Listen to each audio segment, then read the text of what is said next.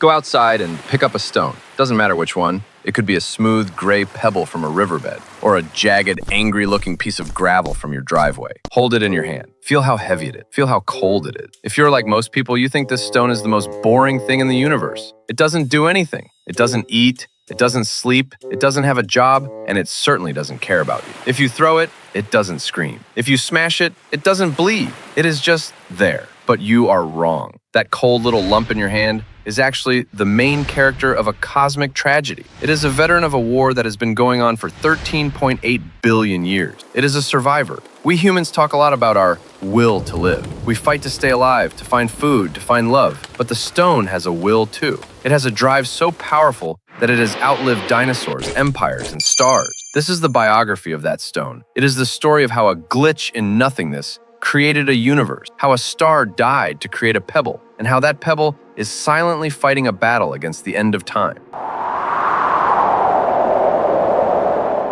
To understand the stone, we have to go back to before the stone existed. We have to go back to before anything existed. Imagine a room that is perfectly empty. No air, no light, no walls, just absolute perfect silence. This is what the universe was like before the beginning. Scientists call it a singularity, but we can just call it the Great Zero. Logic tells us that the Great Zero should have stayed that way forever. If you have nothing, you shouldn't get something. But there was a problem. Nothing is actually very unstable. It's like trying to balance a spinning top on its tip. You can do it for a while, but eventually it's going to twitch. And about 14 billion years ago, the Great Zero twitched. We call this the glitch. For reasons we still don't understand, the nothingness couldn't hold its breath any longer. It sneezed. It exploded. This was the Big Bang. Suddenly, the silence was broken by a scream of energy so loud that it is still echoing today. The singularity shattered into a trillion pieces. Your stone began here. It wasn't a stone yet. It was just pure energy, expanding outward, terrified and hot. The universe had made a mistake. It had created something, and now that something was running away as fast as it could. For a long time, the universe was just a hot soup of gas, mostly hydrogen. There were no rocks. You cannot stand on a cloud of gas. If you tried to build a stone back then, it would have just floated away. To make a stone, you need an oven, a really big oven. This is where gravity enters the story. Gravity is often called a force, but in our story, gravity is a character. Gravity is the memory of the singularity. Gravity is the universe trying to pull itself back together. Gravity looked at all that gas floating around and said, "No, you don't get to be free. Come here." Gravity pulled the gas clouds together, squeezing them tighter and tighter. When you squeeze gas hard enough, it gets angry, it gets hot. Eventually, it ignites. This is how a star is born. Inside the belly of a star, it is hell on earth. The pressure is so high that atoms smash into each other and fuse. They stick together. Hydrogen turns into helium. Helium turns into carbon. Carbon turns into silicon. Wait, silicon? Yes, that is the stuff in your hand. The stone you are holding was cooked inside the nuclear furnace of a dying star. It is basically nuclear waste. The star spent millions of years crushing atoms together, trying to fight gravity, and the result was heavy elements like iron, oxygen, and silicon. But the star couldn't last forever. Eventually, the star ran out of fuel. It exploded in a supernova. This explosion blasted the star's insides across the galaxy. So the next time you look at a stone, show some respect. That is not just a rock. That is the corpse of a star. It is the ash left over after a cosmic fireworks show.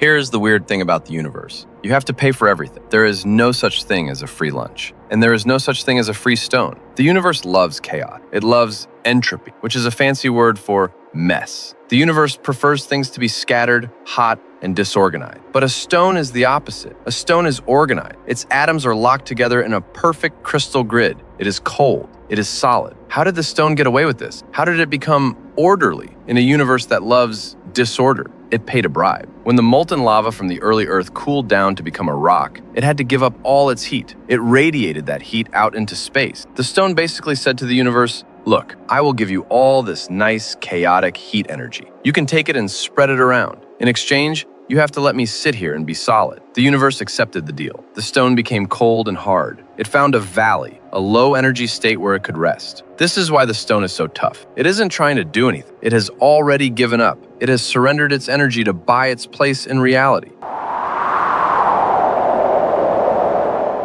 Now we get to the personality of the stone. We humans have the will to live. We are frantic. We are constantly swimming upstream. If we stop eating, we die. If we stop breathing, we die. We are like spinning tops. We have to keep moving or we fall over. The stone has a different kind of will. It has inertia. Inertia is the stubbornness of matter. It is the stone's way of saying, I am here, and I am not moving unless you make me. Think about how strong this will is. If you want to break the stone in your hand, you have to use a hammer. You have to sweat. You have to use energy. You have to attack it. And what does the stone do? Nothing. It just resists. It passively fights you. It relies on the strong bonds between its atoms, the handshake of electromagnetism, to hold itself together. In a way, the stone is stronger than you. You will eventually get old and die. Your body will decompose. But the stone, if you leave it in the garden, it will sit there for 10,000 years. It has endless patience. It has achieved a level of Zen master meditation that humans can only dream of. It simply is. But the stone is not safe. Nothing is safe, because the glitch is being fixed. Remember gravity, the force that squeezed the star? It hasn't gone away. We established that gravity is the will of the black hole. It is the universe trying to correct the Big Bang's mistake. The Big Bang said, expand, separate, exist. Gravity says, return, unite, disappear. Gravity is the recall notice sent by the void. It wants to drag every single atom in the universe back into a single point, a black hole, where it can be crushed back into nothingness. Every moment of every day, gravity is pulling on your stone. It is pulling it down toward the center of the Earth. The Earth is being pulled toward the sun. The sun is being pulled toward the supermassive black hole at the center of the Milky Way. The stone is fighting this pull with its inertia. It is clinging to the surface of the Earth, holding on for dear life, or rather, for dear existence. This is the drama we spoke of. The stone is a rebel. By simply existing as a separate object, it is defying the wish of the black hole to eat everything.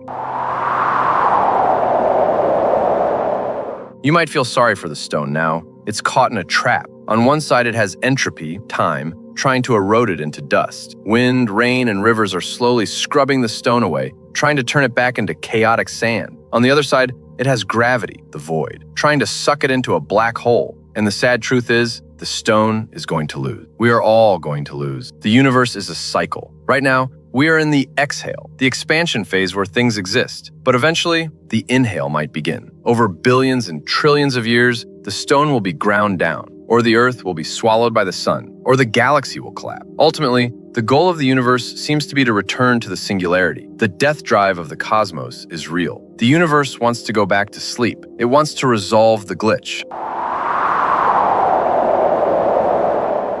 So why does the stone exist? Why are we here? If the destiny of everything is to go back to the black hole, what is the point of the stone? The stone is a monument to the rebellion. For a brief, shining moment in eternity, the universe decided to be something instead of nothing. It decided to have texture and weight and shape. It decided to create a reality where things could bump into each other. The stone in your hand is a piece of that reality that has managed to hold its breath for 13 billion years. It is a fortress. It is a stubborn knot of matter that refuses to be untied. When you look at the stone, you are looking at a stalemate. The Big Bang pushed it out. Gravity is trying to pull it back in. And for now, the stone is sitting right in the middle, suspended in the balance. Okay, you can put the stone down now. Drop it. Watch it fall to the ground. Thud. Did you see that? That was the stone trying to go home. That was gravity pulling it toward the center of the Earth, and the Earth pulling it toward the center of the galaxy. But notice that it stopped. It hit the ground and stayed there. It stopped because its inertia, its stubborn, beautiful, primitive will to exist, said, not today. The black hole will get it eventually. The void will eventually reclaim the glitch. But for now, the stone is here. It is solid, it is real, and honestly, if a piece of nuclear ash can fight the entire universe for 13 billion years just to stay the shape of a pebble, maybe you can get through your Tuesday. The stone has the will to persist. You have the will to live. We are in this together, swimming against the current until the universe decides it's time to close its eyes again.